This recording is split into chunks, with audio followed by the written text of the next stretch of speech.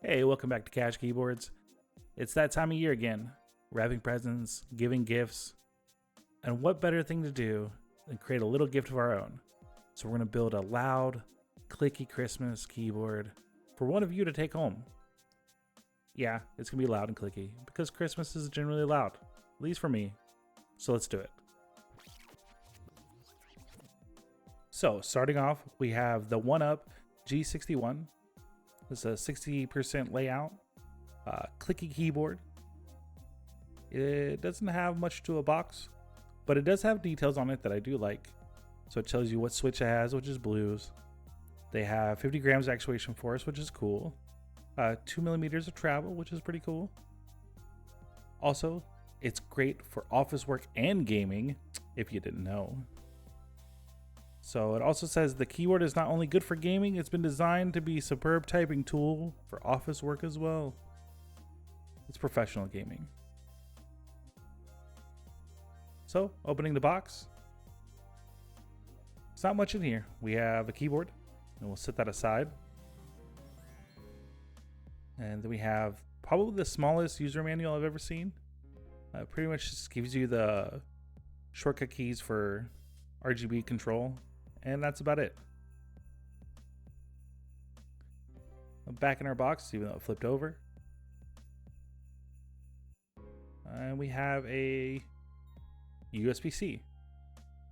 This didn't come with a switch puller or keycap puller or anything like that. But we did get a USB cable, so that's good. Setting all that stuff aside, we'll get to the main attraction here. Our keyboard. So this is the white variant. This, I believe it comes also in black and pink, if I'm not mistaken. I kind of would like to see a white USB cable, but the black will do. It works with the accents.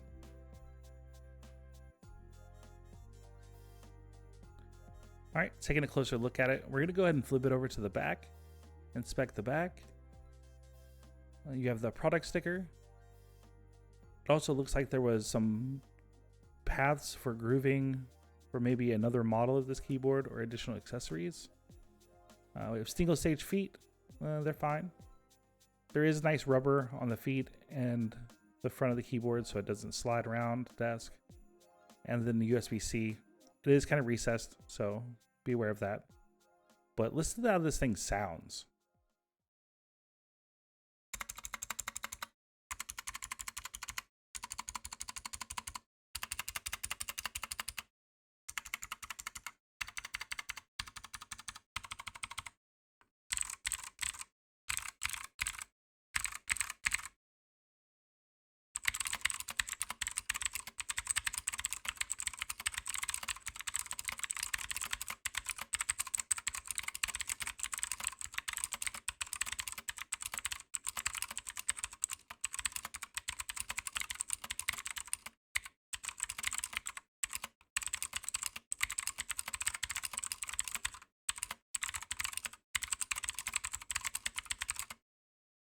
Okay, now that we know what it sounds like stock, let's go ahead and take a closer look at this. Upon inspection, it looks like the case and the spacebar might be a bit crooked. Pressing the spacebar down, you can see that the line doesn't really match up. So let's go ahead and try to address that and figure out what's happening here. So I start by looking around the edges and looking at the case. To my surprise, the case does pop off. It appears to be magnetic. So these just pop on and off as so. These are really nice. As long as the magnets are decent quality, they stay on pretty well. But this does happen from time to time where a magnet does come out of the top of the outer case. So that's what's causing it to look crooked. So we're gonna go ahead and remove this magnet, set it to the side, and retest fit the top case to see if that was the culprit.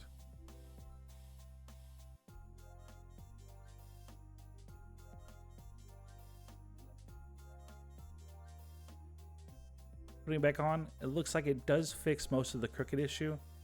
There is some concerns with the keycaps and the spacing, but those will be changed out, so no worries. As for this magnet, we're going to go ahead and put it back in the top of the case. So looking at the position of the other magnets, we can find the position for that magnet. And they have little rectangle cutouts, so it's pretty easy to find. Before we put it back in or adhere it with super glue, we want to make sure we have the right orientation for the magnet, just so that both magnets adhere to each other instead of force away from each other. Once we have that orientation, we'll just grab some super glue, drop a couple drops inside the case itself, and then put the rectangle back into the other rectangle. Pretty simple.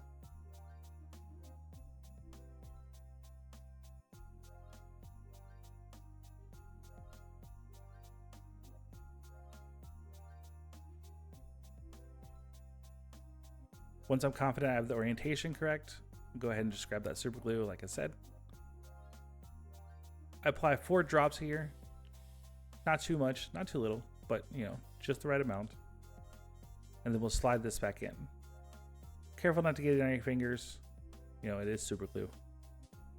And then once we have that in, we'll just set it to the side to let it dry.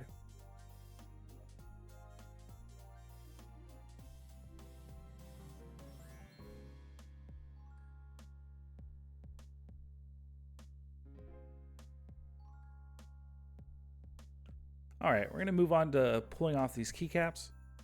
Pulling it off, it looks like it's really, really thin ABS. It's got a couple imperfections in the print, the coloring. You can tell here, there's a nice white scuff and a black keycap. This is probably one of the things that contribute to it being so clacky. It is clicky because it has blues in it. These are Atama blues. They're 50-gram clicky switches. Some people like them, some people hate them, some people like the clicky, some people don't like the clicky. You know, it's whatever you prefer. But pulling one out, this board is surprising hot swappable, which is just wild to me. I did not expect that. But it is, and it takes 3-pin switches and has north-facing RGB, so be careful for your cherries. But other than that, it's your standard run of affairs.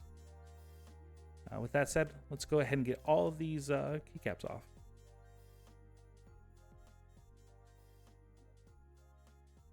Okay, now we got all our keycaps off. A couple switches did come out with the keycaps, so just be prepared for that if you decide to modify this board.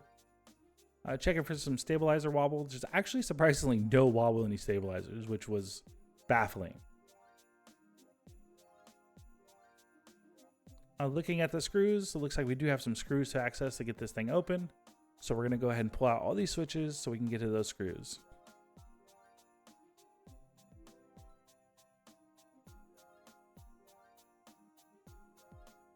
Okay, now that we have all our switches out, we can take our next steps and getting this board apart. So it looks like we have some screws to deal with. So we're going to go ahead and set our stuff to the side. We'll grab our magnetic bowl because it's a lifesaver. And we'll grab our electronic screwdriver, which is also a lifesaver. And we'll just start working to get these out. Okay, now our screws are out. We can go ahead and grab our plate and flip it off of the PCB. It is a metal plate, which was also, again, surprising. We'll check for a stabilizer wobble one more time, and these are pretty solid and secure.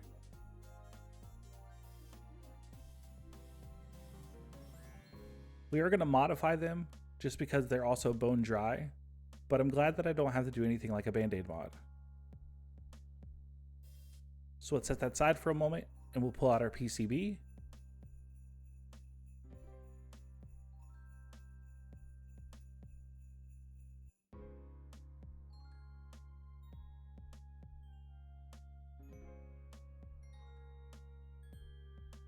Here you can see the north-facing RGB and the hot swap sockets.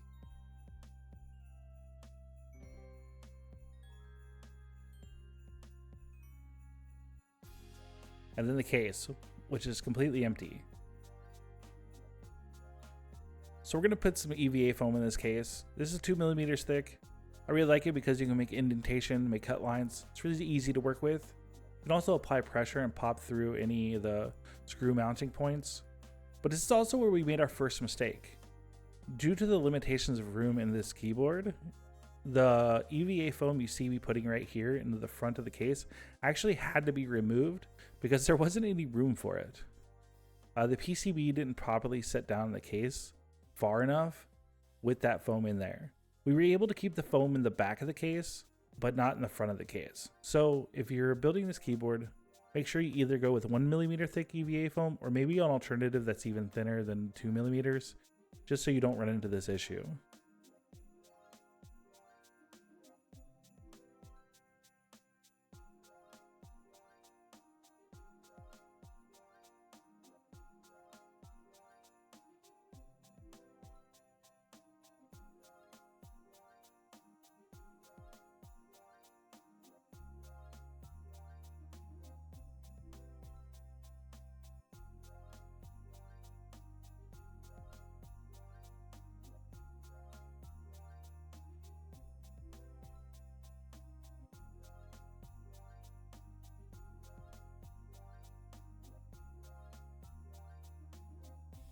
And then pushing that to the side, we're going to go ahead and do the tape on the back of the PCB. Now this is where you make mistake number 2. Due to the limitations of how far the USB sits down in the case, the rear tape was actually blocking part of the USB.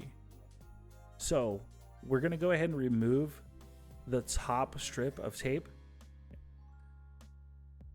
and then we'll leave the bottom. So we have the top case filled with EVA foam and the bottom of the PCB with tape.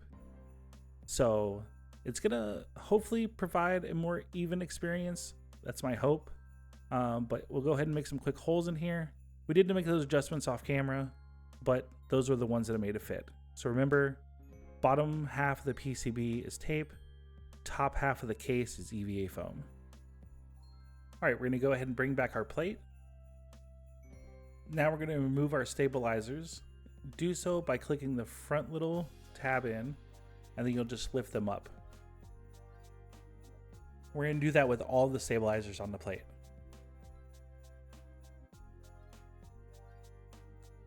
Alright, now that we have them all out, to separate them, you'll go ahead and grab the bar, lift up in a 90-degree angle, and then you'll separate it. And just like that, you're ready to lube them. Remember, when you pull the stem out of the housing, the 2 front-facing holes go in the front. The back will have 1 hole, and you'll know that's the back. It's an easy guide to remember which way it goes in. For the housing, I use 205G0, and we'll just put them on each side. It's just like a switch. You don't need a lot. A little goes a long way. Then I like reinserting them. Remember, 2 holes in the front.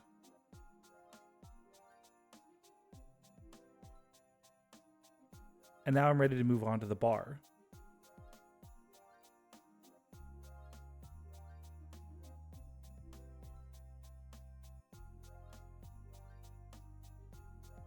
For our bar side, we're going to use dielectric grease.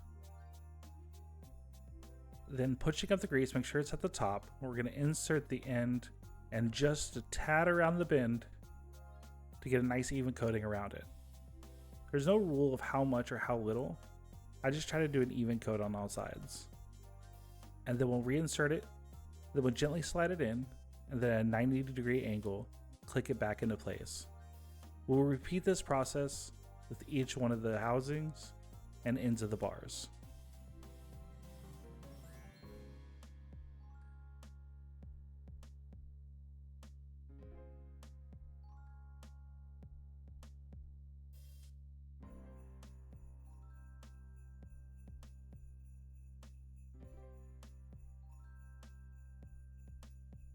Once you have them all lubed, now you're ready to put them back into the plate.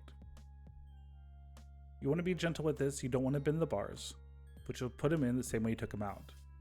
You gently slide them at an angle and then click them back into place. Just go slow and you shouldn't have any problems.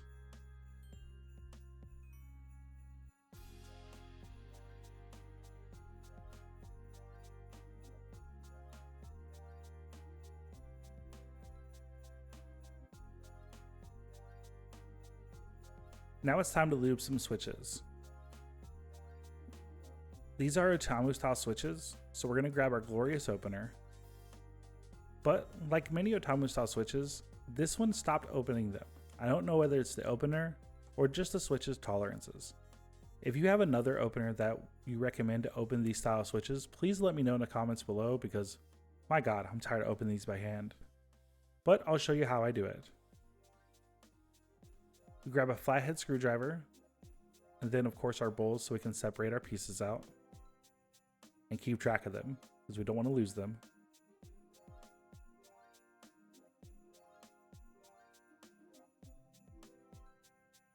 So I start by putting the switch between my fingers, applying pressure, and then with the end of the screwdriver, we just slide it under and over the little clips.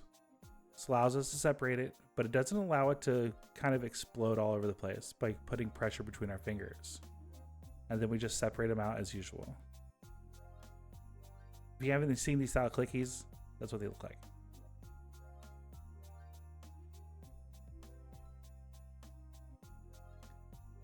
For lubing, we're just going to focus on the side post and we'll put a little bit in the center of the stem hole.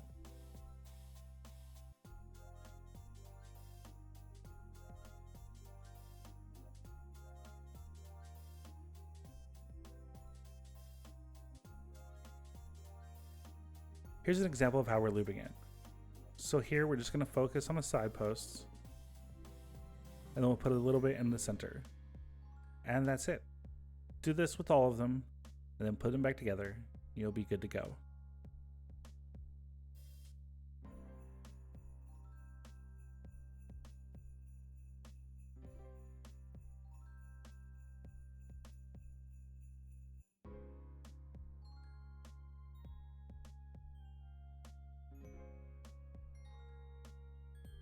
All right, those are all lubed.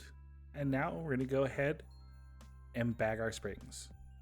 I don't ever recommend using a bag this small, but it's the bag I had around and I was lazy. So we're gonna use this one. So we're gonna drop these into a bag and then we're gonna use 15 drops of super lube. I use 15 drops of super lube from any board from a 60% to like a 75%. Anything over that, I use 20 drops, but 15 drops in a bag and then I shake for 3 minutes and it seems to work pretty well.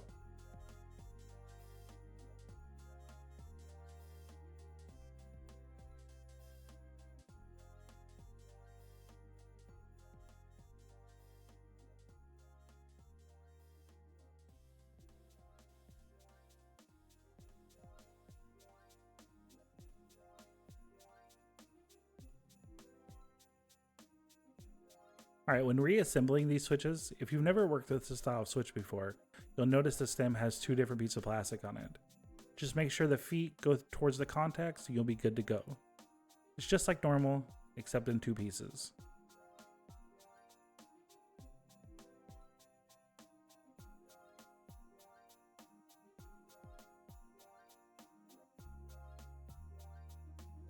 Now that we have a put back together board, and our switches are lubed, we're gonna go ahead and put them back in. We're gonna line up your pins and pushing straight down, they'll pop right back into place. We're gonna just be slow and be gentle. You don't want to bend any pins. And just repeat this process with all your switches.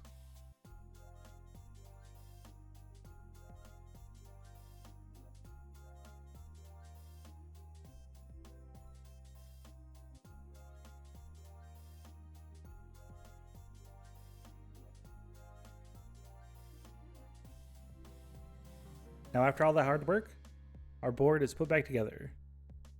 Remember, we only have EVA foam in the top half of the case, and then we have a tape mod on the PCB on the bottom half.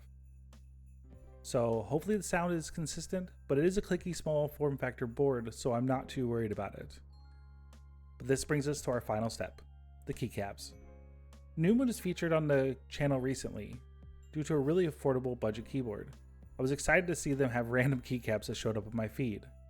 And they say they're no grease, so that's good too. But keeping with the theme of the season, you guessed it, these are Christmas keycaps. I never thought I would build a Christmas keyboard, but I felt it was needed, especially since Newman was just featured on the channel and these popped up and these are from Newman. You know, you get what I'm saying.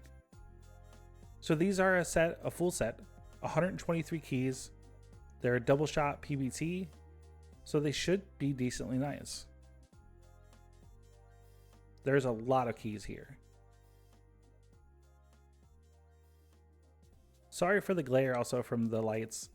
I didn't expect the package to be that shiny.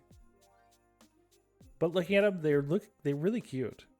I like the Santa theme. I like that the lettering, it complements it. It doesn't look out of place.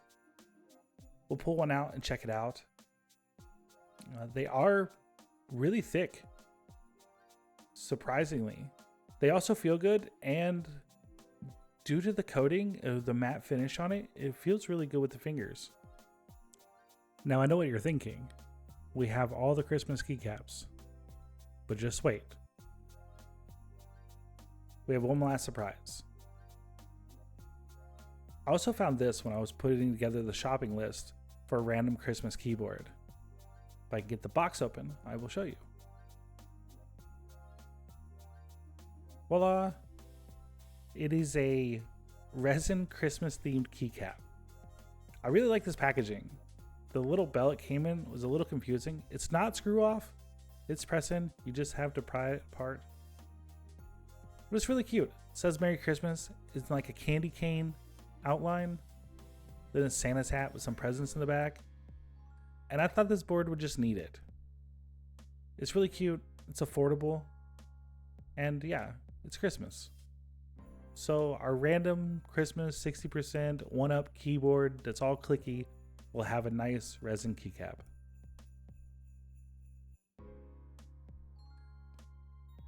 Let's move everything out of the way and get all this put together and see the final result.